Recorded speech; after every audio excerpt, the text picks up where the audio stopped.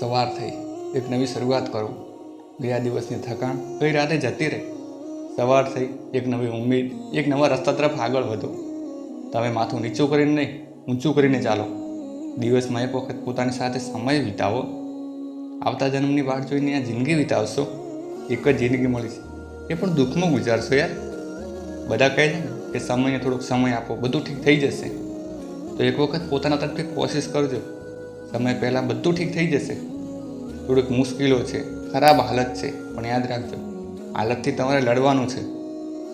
ક્યારેક લાગે છે ને કે તમે કોઈ બીજાની જિંદગી જીવી રહ્યા છો.